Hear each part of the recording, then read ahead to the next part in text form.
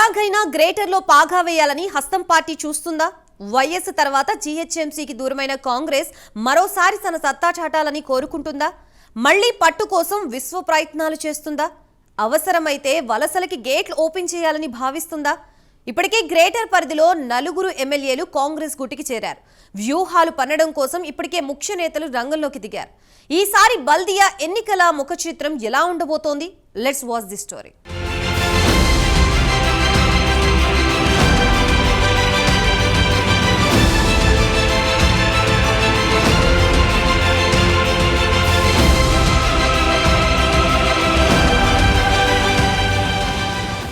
ఈసారి ఎలాగైనా గ్రేటర్లో పాగా వేయాలని హస్తం పార్టీ గట్టి పట్టుదలతో ఉంది.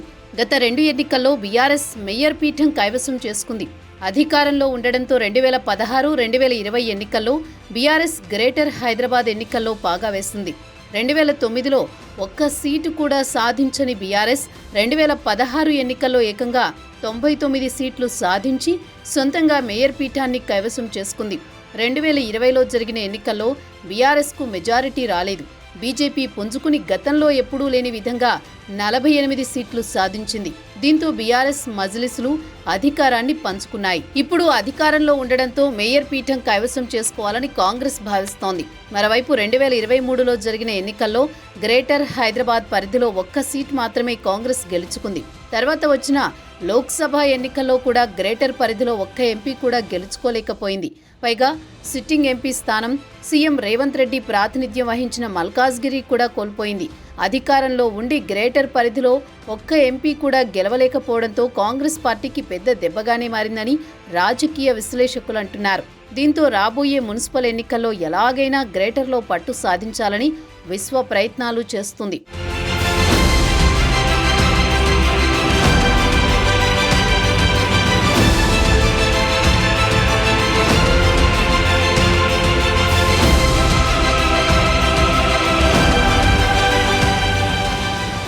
ఇప్పటికే గ్రేటర్ పరిధిలోని కొంతమంది బీఆర్ఎస్ ఎమ్మెల్యేలు హస్తం గుటికి చేరారు. ఇంకా అవసరమైతే కొంతమందిని లాగేయడానికి గేట్లు ఓపెన్ చేసినట్లు తెలుస్తోంది. Khairatabad MLA Danam Nagender, Serilingampally MLA Arekapudi Gandhi, Rajendranagar MLA Prakash Goud, Patancheru MLA Mahipal Reddy Congress కండువా కప్పుకున్నారు. ఇప్పుడు గ్రేటర్లో పార్టీని బలోపేతం చేసే దిశగా అడుగులు వేస్తున్నట్లు తెలుస్తోంది.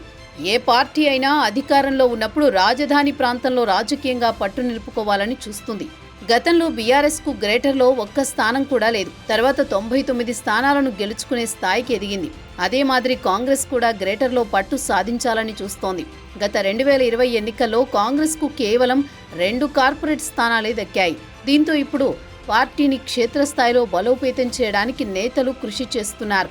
ఇప్పటికే గ్రేటర్ హైదరాబాద్ మున్సిపల్ ఎన్నికల్లో అనుసరించాల్సిన అంశాలపై క్షుణ్ణంగా చర్చించినట్లు తెలుస్తోంది. అలాగే కాంగ్రెస్ అధికారంలోకి వచ్చిన తర్వాత చేసిన అభివృద్ధి, సంక్షేమ పథకాలపై విస్తృతంగా ప్రచారం చేయాలని, రాబోయే గ్రేటర్ ఎన్నికల్లో బంపర్ మెజారిటీతో గెలిచేందుకు కృషి చేయాలని పార్టీ నేతలకు PCC chief Mahesh Kumar Goud ultimatum జారీ చేసినట్లు తెలుస్తోంది.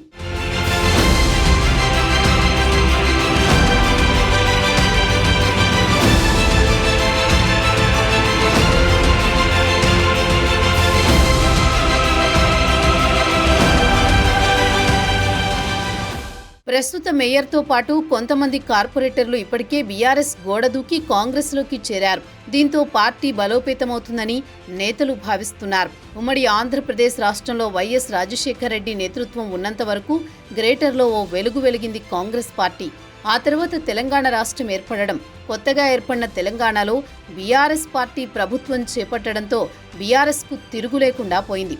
అప్పటి వరకు టీడీపీతో ఉన్న జనం బీఆర్ఎస్ వైపు మళ్లారు. ఈ నేపథ్యంలో కొత్తగా టీపీసీసీ ఏర్పడడం, సరైన నాయకత్వం లేకపోవడంతో పార్టీలో ఉన్న నేతలంతా వలసబాట పట్టారు. దీంతో పార్టీ బలం నీరుగారిపోయింది. గ్రేటర్లో కాంగ్రెస్ ఎంత దెబ్బతిందంటే 2023 ఎన్నికల్లో తెలంగాణ వ్యాప్తంగా కాంగ్రెస్ గాలి వీస్తే గ్రేటర్ హైదరాబాద్ పరిధిలో మాత్రం చతికిలబడింది. చివరికి బీజేపీ కూడా ఒక్క ఎమ్మెల్యేతో సరిపెట్టుకోవాల్సి వచ్చింది. 2023 ఎన్నికల్లో బీఆర్ఎస్ ఓడిపోవడంతో పరిస్థితులు మారుతూ వస్తున్నాయి. బీఆర్ఎస్ స్థానాన్ని క్రమంగా బీజేపీ ఆక్రమిస్తోంది. ఈ క్రమంలోనే తమ బలాన్ని కూడా పెంచుకోవాలని కాంగ్రెస్ భావిస్తోంది.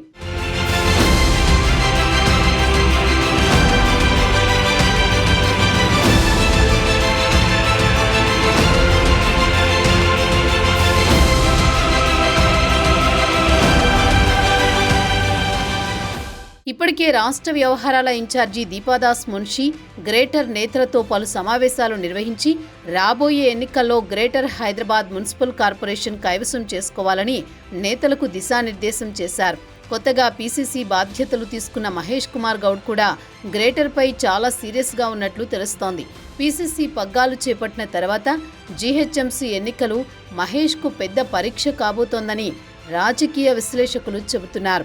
మరోవైపు హైడ్రా, మూసీ పునర్జీవం లాంటి అంశాలు ఈసారి గ్రేటర్ ఎన్నికల్లో కీలక పాత్ర పోషించనున్నాయని తెలుస్తోంది. ఎన్ని అవాంతరాలు ఎదురైనా ఈ ప్రాజెక్టులు ముందుకు తీసుకువెళ్తామని రేవంత్ సర్కార్ చెబుతోంది. మరోవైపు బీఆర్ఎస్ ప్రాభవం కోల్పోతున్నా బీజేపీ పుంజుకుంటోంది.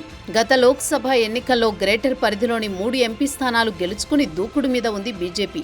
పైగా హైడ్రా, మూసీ ప్రాజెక్టులను తీవ్రంగా వ్యతిరేకిస్తోంది బీజేపీ. బాధితుల పక్షాన పెద్ద సభ కూడా ఏర్పాటు చేసింది. ఈ క్రమంలో కాంగ్రెస్ పార్టీ గ్రేటర్లో ఎలా నెగ్గుతుందో అని రాజకీయ వర్గాల్లో ఆసక్తి నెలకొంది. ఏది ఏమైనా గ్రేటర్లో హస్తం పార్టీ హస్తవాసి ఎలా ఉందో తెలియాలంటే గ్రేటర్ ఎన్నికల వరకు ఆగాల్సిందే మరి.